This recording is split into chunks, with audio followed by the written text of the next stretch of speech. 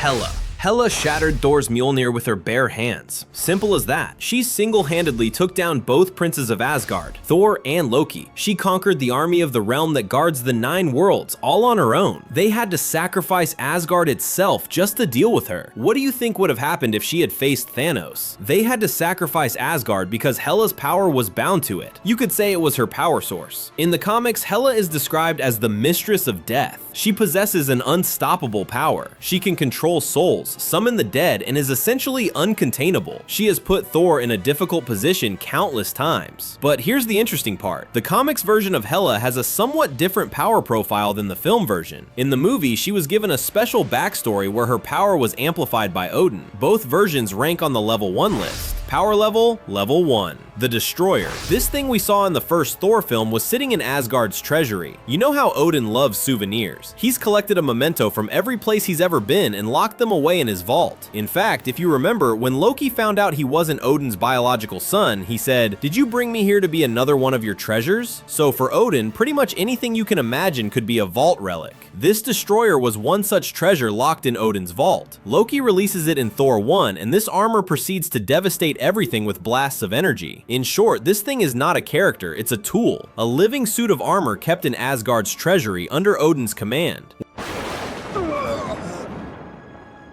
When a soul or will is placed inside it, it can act independently. Don't think of it as a robot. Think of it more like a vessel for a transferred consciousness. In the comics, the Destroyer can grow to much larger sizes. When empowered by the Odinforce, there are scenes where it holds its own against Thor for extended periods. But ultimately, it's a tool. No matter how powerful, it requires someone's will behind it. Power level, level 2. Before we continue, don't forget to like the video. Don't put it off. Volstagg. A funny and large character, also quite loud. His size might make him seem invincible, but in Ragnarok, Hela swept past him with barely any effort. That doesn't mean Volstagg is weak. By Asgardian standards, he's an experienced warrior. He just happened to face someone from a completely different league that day. In the comics, Volstagg is known by the title Volstagg the Lion, and this isn't irony. He is genuinely regarded as a legendary warrior. He played significant roles during the War of the Realms storyline, but he still remains among Asgard's second-tier fighters. Power level. Do you think he's in the right spot? Beta Ray Bill. I'd love to see him in the MCU. Once I explain who he is, you'll understand why. Beta Ray Bill is an alien warrior, and he lifted Mjolnir. Yes, it sounds strange when you say it like that, but it's true. He lifted Thor's hammer. Mjolnir deemed him worthy. Even Odin was surprised, and he had a separate weapon specially forged for Bill called Stormbreaker. Now, if you're about to say the Stormbreaker we saw in the MCU actually belongs to Bill, there's a detail here. The comic Stormbreaker and the MCU Stormbreaker are not the same thing. They only share a name. In the MCU, Stormbreaker was introduced as Thor's weapon and has no connection to Bill. The origin story belongs to Bill, but that's where the similarity ends. Bill has been shown to be at a power level close to Thor's and has fought galactic-scale threats across the cosmos. This character never made it into the MCU. In Ragnarok, only a statue of his head appeared as an Easter egg, nothing more. If the MCU ever brings him in, the fan pages will go absolutely wild. What do you think about that? Power level, level 1,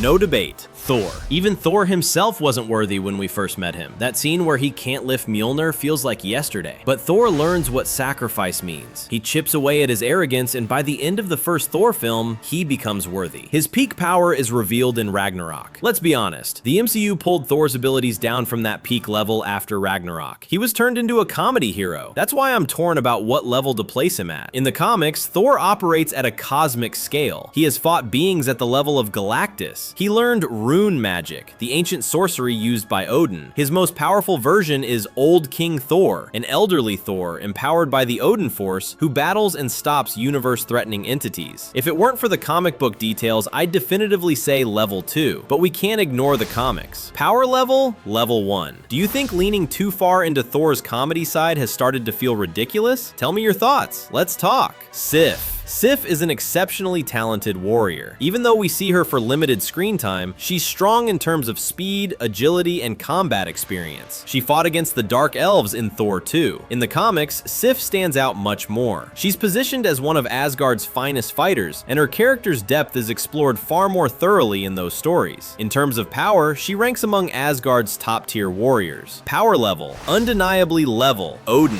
The MCU gave us an Odin who is sick, old, and weary. Aside Aside from the Frost Giant scenes, he was portrayed as a character who's absent during many important moments. The MCU series constantly remind us he was the man who once brought all the realms to their knees, yet we mostly saw him as an ineffective bystander, just periodically falling into the Odin sleep. If we looked only at the MCU, we'd place him at a much lower level. But let's look at the comics too. In the comics, there's the concept of the Odinforce, a cosmic energy source that Odin draws upon, with all of Asgard's magical power flowing through him. Comics Odin is shown as one of the most powerful beings in the universe. There are scenes where he battles the Celestials, cosmic creators, and survives. The Odinforce is so powerful that when Thor wields it, he rises to the old King Thor level. Taking all of this into account, power level 1. Do you think he deserves this ranking? Gorr the God Butcher. The MCU introduced him in Love and Thunder, but the film told his story on a far more limited scale compared to the comics. Pause the video right now, go grab your coffee, and come back, because the comic book story goes very deep. In the comics,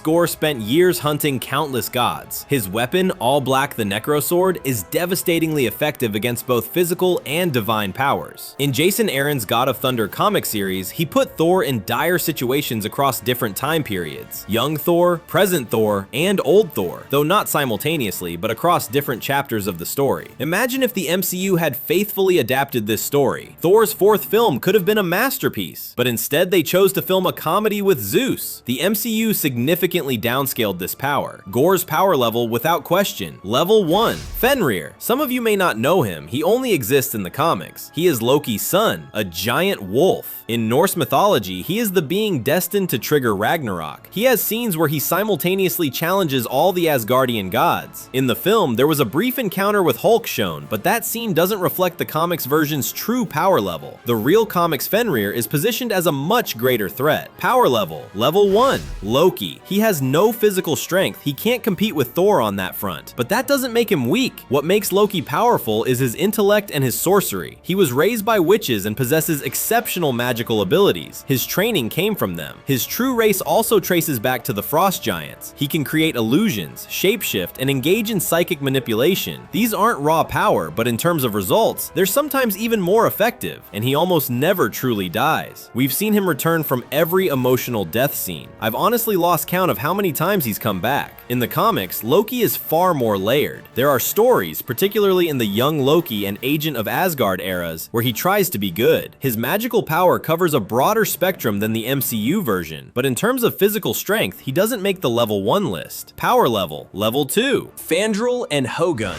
The other two members of the Warriors 3 in the MCU. Fandral is quick and clever, Hogun is tough and direct. Both remain side characters in the films, though their skills as Asgardian warriors were demonstrated. In the comics, these two characters have much richer backgrounds. Hogun in particular is known by the nickname The Grim and is portrayed as an emotionally complex character. They don't reach the upper tiers of the power rankings, but as Asgard's reliable warriors, they hold important places in the narrative. Power level 3. Write your own power ranking in the comments below. Let's debate, should this series continue? Let me know in the comments. Don't forget to subscribe and like the video. You can click the image on the right to reach my video where I break down all of Iron Man's arc reactors. See you in the next video.